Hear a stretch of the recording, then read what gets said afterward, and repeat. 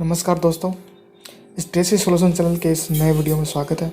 आज हम बात करने वाले हैं इस वीडियो में ये जैसे कि इंटरेस्ट और डैमेज के बारे में और ये चालान कैसे बनाए, ये जैसे नोटिस से आए तो कैसे।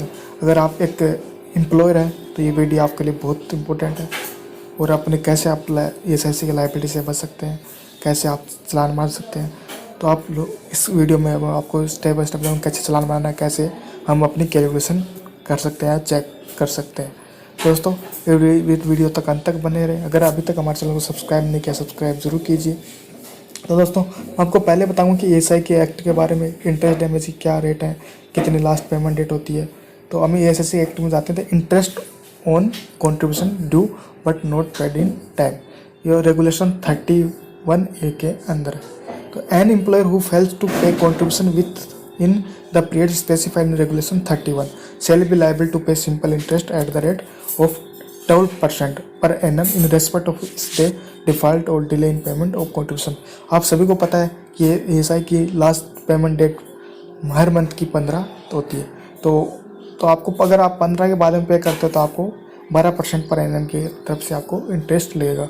तो इसमें रेगुलेशन 31B में होता है recovery of interest. Any interest payable under regulation 31A may be recovered as an arrear on land revenue under section 45C और to section 45I of the act.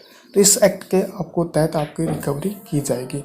तो आपको ESI में अगर आपको लेट पेमेंट तो इंटरेस्ट रेट है 12% per annum, 12% per annum के आपको दर से आपको इंटरेस्ट देना पड़ेगा। तो आप सोचते हैं कि आप पेमेंट टाइम पे नहीं होते तो आप कर देंगे, तो फिर हमें बहुत लायबिलिटी है, फिर हमारी तरफ से ESI नोटिस आता है तो हमारा वर्कलोड इससे बढ़ जाता है। तो इससे अच्छा है कि आप टाइम पे पेमेंट कीजिए। वो अलग बात है कि पेमेंट का इश्यू तो नहीं कर पाते, लेकिन ज़्यादा डिले ना करें। ज़्यादा डिले करने से हमारे नुकसान है, जो इंटरेस्ट है वो हमें पे करना ही पड़ता है। फिर आता है damage 31C, damage on contribution और any other amount but due but not paid in time. यही है कि आप अगर इंटरेस्ट के साथ हमारे पास इंटरेस्ट डैमेज भी लगता है। If any employer fails to pay contribution with in the period specified under regulation 31 on any other amount payable under the act, the corporation may recover damage not extend rate maintain below by way of. देखो इसमें damage rate दिए, अगर आप less than 2 months है तो आपकी interest damage rate 5% रहेगी। मतलब आप 0 से 2 मंथ के अंदर आप पेमेंट करते हो तो आपको 5% पर एनम के दर से आपको डैमेज लगेगा। मतलब 2 month and above but less than 4 months, मतलब 2 से 4 मंथ के बीच में अगर आप पेमेंट करते हो, डिले हो जाती है तो डैमेज रेट है 10% पर एनम की। अगर 4 मंथ से और 6 मंथ के बीच में तो 15% पर एनम के दिन से डैमेज देना पड़ेगा। 6 मंथ से वो तो 50%। तो डैमेज हमारे लिए बहुत भारी हो जाता है, इससे बहुत बड़ी रिकवरी देनी पड़ती है। तो इससे अच्छा है कि टाइम पे पेमेंट किया। अगर provided the incorporation relation company respect of which resolution plan has been section by national company law tribunal under the insolvency and bankruptcy code 2000।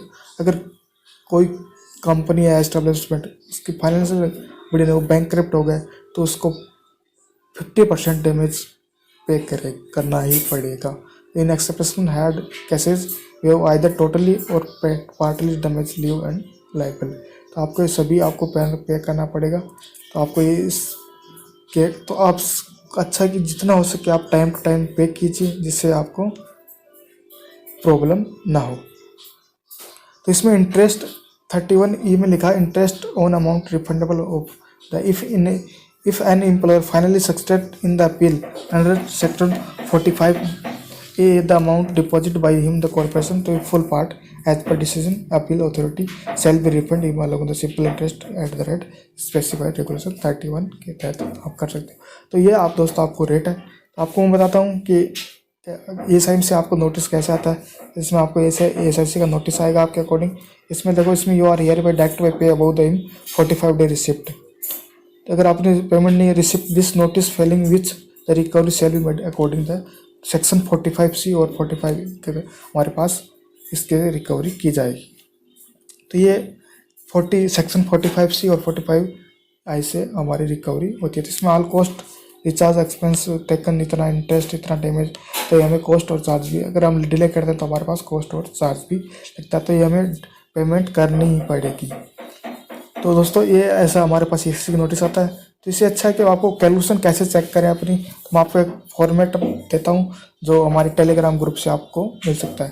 दोस्तों जैसे आपको मैं एक एग्जांपल बताता हूँ कि मैंने पेमेंट की सितंबर 18 के, मैंने चालान बनाया जो मैंने सितंबर 18 चालान नवंबर 18 में क्रिएट किया, और सबमिट डेट भी ये 6/11/18 को मैंने सबमिट की। तो इसका इंटरेस्ट और डैमेज कितना बनता है, तो ये 18 का है, तो इसमें आपको एक फॉर्मेट, प्रॉपर फॉर्मेट होगा इंटरेस्ट डैमेज कैलकुलेशन का, तो उसमें आपको ये फॉर्मेट है। तो अभी 18 का है, तो 18 की में रेट थी 1.75 और 4.75। तो इसमें आपको सिर्फ मंथ कौन सा रखना है कि जैसे इसमें सितंबर 18 है, तो मैं इसमें सितंबर 18 यहाँ पे अपना डाल देता हूँ। इसमें टोटल नंबर डालो, कोई ज़रूरी नहीं है। इसमें एसआईसी वेजेस आपको जो वेजेस टोटल कितना है, तो मैं आपको इसमें सिर्फ टोटल अमाउंट डाल रहा हूँ, क्योंकि इसमें अभी मैंने सिर्फ एक एम्प्लॉय को बनाया था, तो टोटल अमाउंट पे किया था वो था 1351। तो आपको इसमें लास्ट डेट से कितनी डेट, मतलब सितंबर 18 का चालान पीरियड है, तो इसकी लास्ट डेट क्या होनी चाहिए थी, 15 अक्टूबर